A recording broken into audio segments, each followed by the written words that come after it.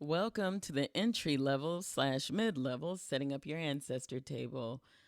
So, ancestor reverence has been done for thousands of years, and it's known in Latin traditions as a Boveda, but some of the Latin traditions, as you know, derive from the Isese tradition of Ifa. Uh, and in this instance, you have Bibles and stuff and entryway pictures, etc., etc. This table was actually my first table that I used for my ancestor setup, and I brought it out just to show you all the intermediate version. What I'm doing now is folding a piece of paper in order to write names on it of ancestors that have passed, known and unknown. If you don't know your ancestors, and I understand that some people are adopted and unaware, but you still have people who treated you well within the family you were adopted into, you may write their names as well, and you're still going to be able to honor the ancestors you don't know. I'm writing Mojuba ancestors, known and unknown. I'll put it in the description so that you know what to write. And it's like a thank you and a reverence to your ancestors you know and you don't know. On the left side, I write my paternal. On the right side, I write my maternal. Your table will be set up that way, in which left side will be the paternal side, right side will be the maternal side. I'm folding this piece of paper. It's a regular piece of computer paper, ideally unlined. You may put it in a frame if you want to. That's totally up to you. Just know that this is an option for you if you don't have pictures and frames to put of your ancestors. This folding table, I'll try to see if I can find an example of it. I think I got it at Walmart years ago, like good over 10 years, 15 years or more. But you can use it for that. The first person that I actually put on there was my grandmother on my maternal side because I had a picture of her. And I just folded it a certain way to make it easier. And I hope you can see how I folded it on here. And I'm writing just paternal side, maternal side. I'm actually in the process of changing out the waters and stuff in my ancestor room. I have like a little room.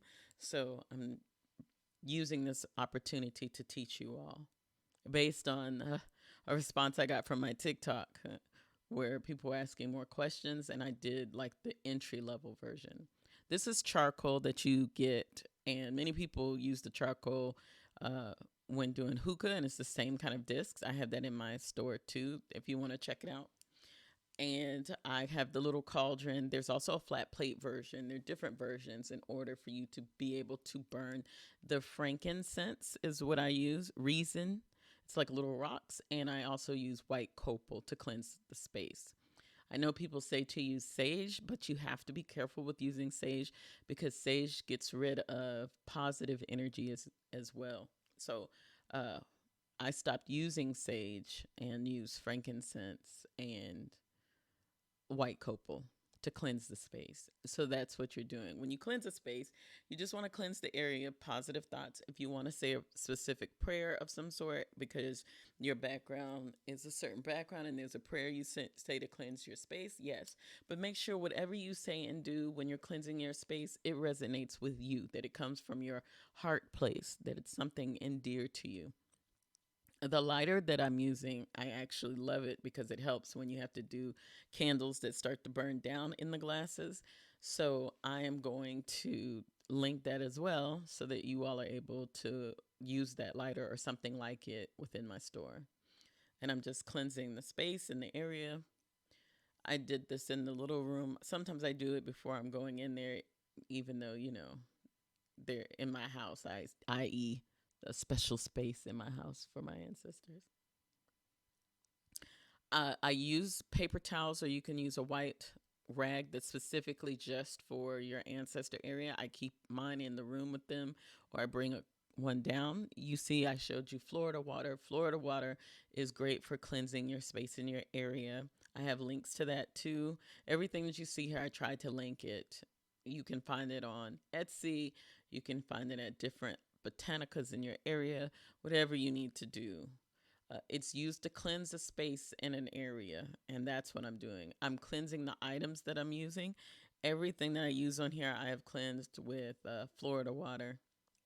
It's an actual cologne that was used, I believe it was the 1800s, early 1900s that was found to have special properties, and that's why you can see it. You can find it in shaving areas.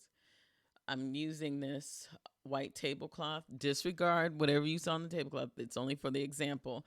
Don't worry, I'm going to bleach that out. But I have several tablecloths, and I brought this out just to show you. White tablecloth. White is always used in ancestor reverence. There's a reason for that. I won't get into it now, but just be aware when possible. You were to wear white. Whenever you go to commune with them after you set this up, you don't have to have on white. But whenever you're doing anything big, like specific meals or something that you want to offer or provide, then I highly suggest that you wear white. If you notice, I'm wearing an eleke or a necklace for Orisha or Sayin, which deals with herbs and ancestry, so that's why I have that there. My candles burned down a little bit. It's the 7-day white candles. It happens to be that way because I'm actually using it. I brought these items out in order to show you all. That's a glass of water. The glass that I cleaned out earlier, I cleaned it out still with the Florida water. It's the glass that I'm going to use for gin. Gin is for the reference. You always use gin.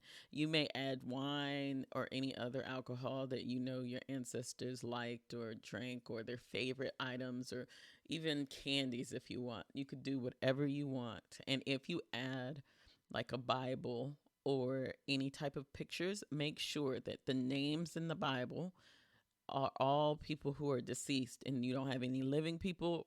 If not, just buy another Bible to use to open up for a verse. If you're going to add pictures, make sure they are deceased. Though that picture happens to be my great great grandparents that I'm adding as a example. If you don't have pictures, that's fine. Write down the names that you have. The Majuba Ancestors Known and Unknown covers everything. You just know that you're respecting them. That is a cigarette and a cigar. The cigarette is because I have ancestors that smoke that I'm aware of, that I've met in my lifetime. So I definitely add that there for them. I'm not a smoker myself. Notice I have the big bottle of gin. Go ahead and get yourself a big bottle. It doesn't have to be the most expensive gin in the world, but gin is the purest form of alcohol and is used in all ancestor reverence.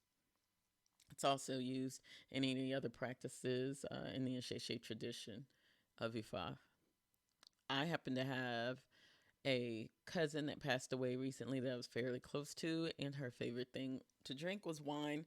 So I have I think it's a strawberry moscato or something that I poured in there for her. And cowrie shells, you know about ancestor money, and people have an example of money. Some people use actual dollar bills to just leave it there, and people say burning it. But I used cowrie shells because it was a form of currency at one point, and I happened to put 9 cowrie shells. It's ideally, these have the backs not on them, but if you are able to get the ones that have the back on them, I suggest doing it just because that's the purest form of it.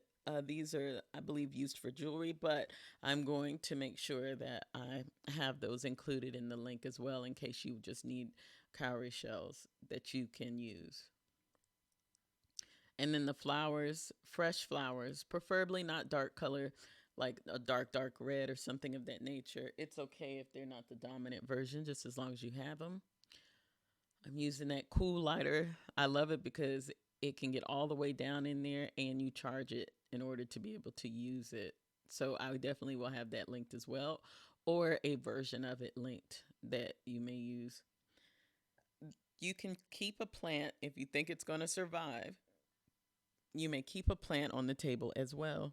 Just be aware that if you don't think it's going to survive, stick to the flowers. You'll be changing the flowers every week or every 10 days or something like that. If you aren't able to get them right away, don't despair. But the reasoning for this is simple. These all represent the different elements, right? You have earth, fire, quote unquote wind in a different way with the cigar. And the cigar smoke is something very, and tobacco smoke in general is very, very important in the tradition or honoring herbs and herbalists and your ancestors. So don't be alarmed. You don't have to be a smoker. Light it up. If you want to puff over it, that's great because it's your essence and your breath. But take the time to play music that they liked or that you believe that they like. You'll be led to do that. It doesn't matter what it is that you do, but the fact that you're doing it and you're giving thanks to those who live the human experience and that are part of your DNA, that's what's important. Whenever you light the candle, you're going to ask for the positive ancestors of the light to come forth, right? Those are the ones that you want around you. At some time, those who are considered not so positive, they are helpful. So don't think that they are not. And they can help you as well when it needs to be done. But what you're initially going to do is call forth those ancestors and any writings or anything that you want to put on there. I even have cloth because my other grandmother loved to sew, so I have little bits of cloth there. I need to add some like crayons or pencils because my uncle, he loved to draw and things of that nature. That's just me lighting the mini cigar. Some people use like black and milds. I even have a pipe, and I have snuff because my grandmother loves snuff, and I have a pipe because my great uncle loved a pipe, and I know some other family members love the pipe too. So I have it all on my other table. White plates, clear glasses, white teacups or coffee cups, clear coffee cups or teacups, because you can add coffee. You can do all of those things and just dump them out. You don't have to keep them there. Whenever you give any type of food or offering of food, usually it's before you eat. If it's something you cook, it's before you eat. If you order it, it's fine that you put it there. It doesn't matter. It doesn't need to stay there all day. And I know some people say you need to go outside and bury it near a tree, etc., etc. But you're not able to do that where you are. So simply just throw it away after the day. If you want to keep it there a day or two and you're not worried about any type of bugs or anything, do that as well. In our case, I'm just showing you that I'm offering an apple.